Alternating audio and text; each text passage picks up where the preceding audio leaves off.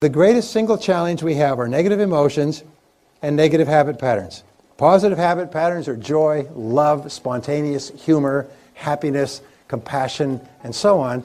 But negative emotions are the greatest enemy of all.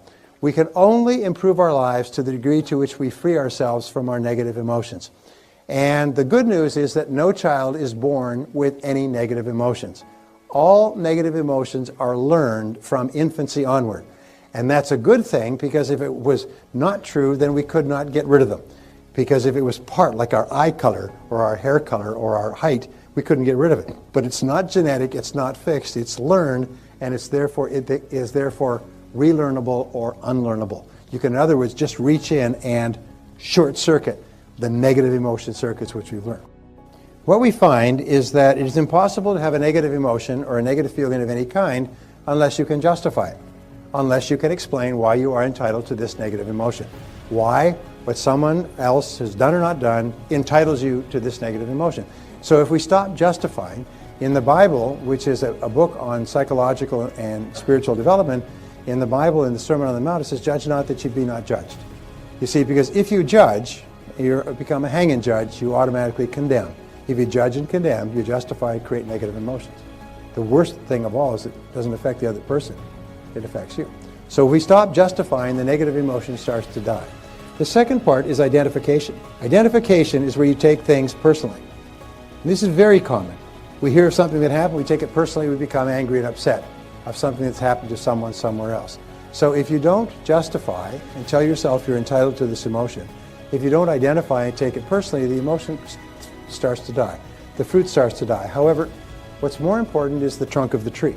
The trunk of the negative emotion tree is blame. And all negative emotions require, for their survival, blame. If you stop blaming, you stop the negative emotion. And it's almost like your negative emotion tree is like a Christmas tree that's plugged into the wall.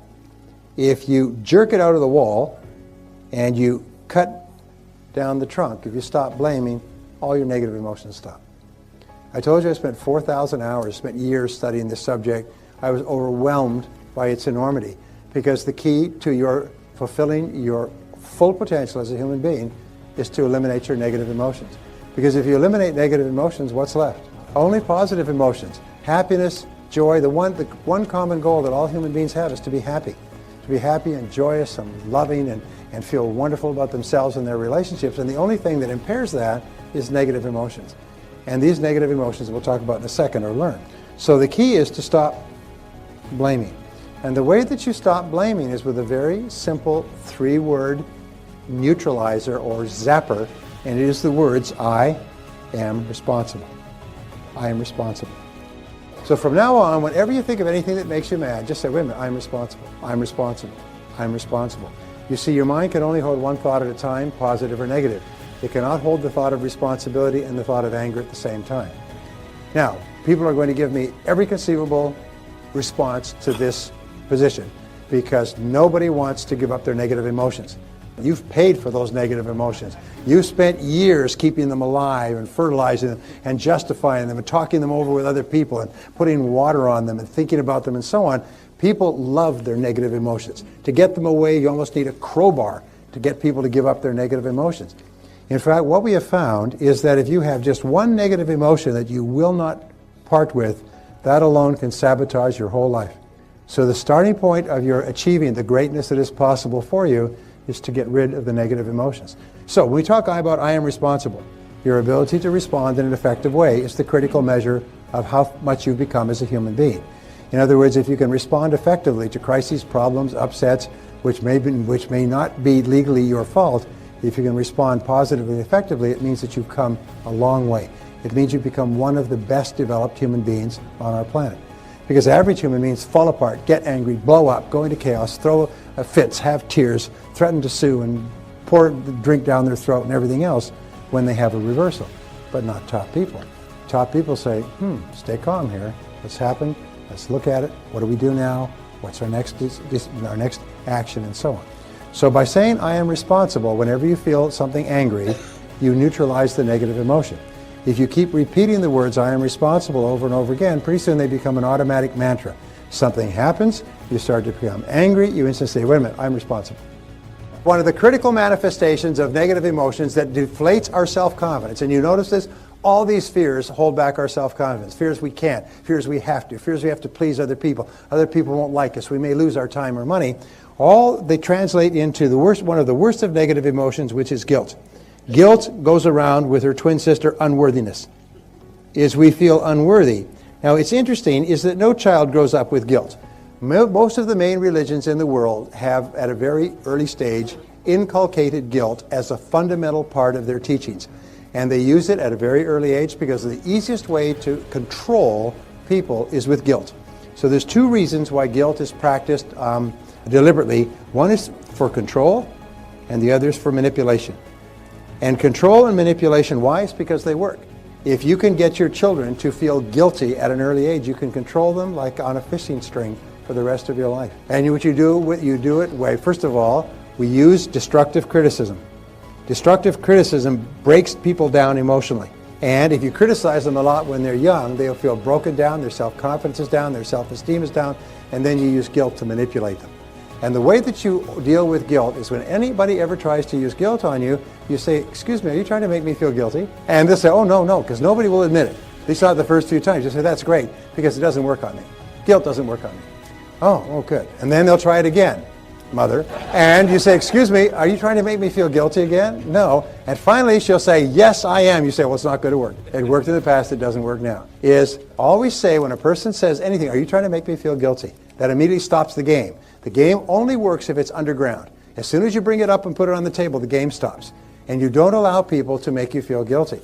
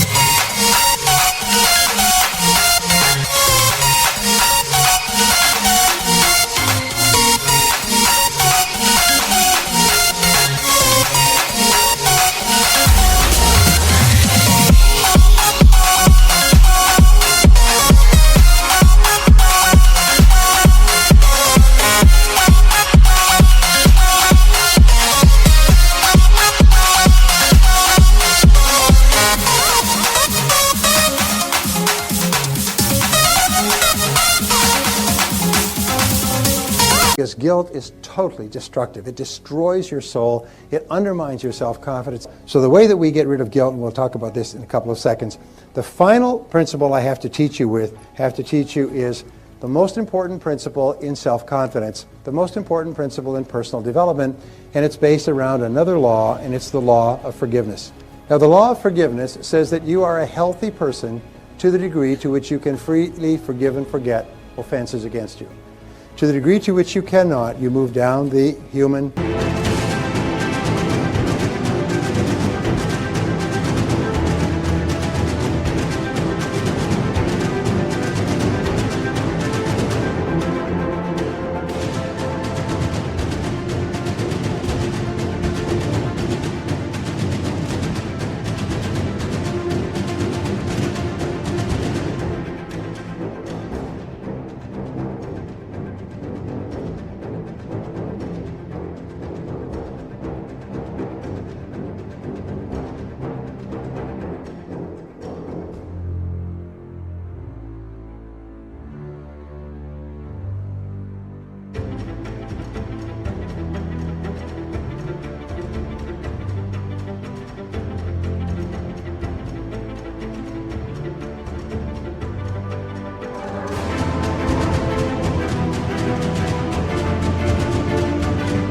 totem pole, and you become a less and less person.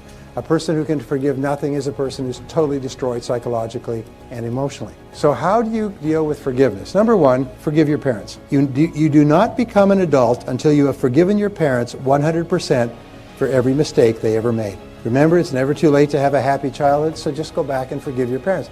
If they're no longer with you, forgive them and let them go. So the second thing, forgive any relationship that you ever had that didn't work out. Now this is hard because it's so personal and it's so painful. But if you can forgive your parents, it's a real good warm-up. Most people are still mad at their parents in their 50s. If you then forgive every previous relationship, you accept that you were at least partially responsible for getting into the relationship. You were definitely responsible for staying in the relationship. You just say, I am responsible, I am responsible, I am responsible. I bless them and let them go. And just let it go. Because in letting them go, you set yourself free. By not letting them go, you're keeping yourself in prison, in an emotional prison. The third thing that you can do is forgive everybody else. Forgive everyone else in your life that has ever hurt you in any way. Every past childhood slight, every sibling, every person in your family, every person you ever worked for, every lousy boss or person who cheated you, lied to you, robbed you, and everything else, and so on. I mean, just let it go. Just let it go. Remember, it's a selfish act. You're doing it for yourself. And finally, number 4, this is really critical, forgive yourself. Now, I have it on good authority. I've done some research on you before you came here, and I find that every single person here has done some wicked, senseless, brainless, foolish, cruel, idiotic, stupid things in their life. Is that true? Say yes. Okay. Let it go. And please understand this, the person who did those things no longer lives, no longer exists. The person you were in the past is a different person than you are today. The person you are today wouldn't do those things because you now have wisdom, you have hindsight, you have intelligence, you understand consequences. So the person you are today is a different person from the person you were back then. So don't keep beating yourself up because that other person, another person, did something that today you disapprove of. All right? Just let yourself go. Let yourself off the hook. And when you let it all go, it's almost like a huge burden off your back. You just forgive everybody and you forgive everything, and on a go-forward basis, you just forgive everybody. You don't have any negativities at all. No negativity toward anybody. You're just a positive person. And if you'll do that, if you accept responsibility, like yourself, and forgive everyone else, you become a truly superior person. Most amazing darn thing.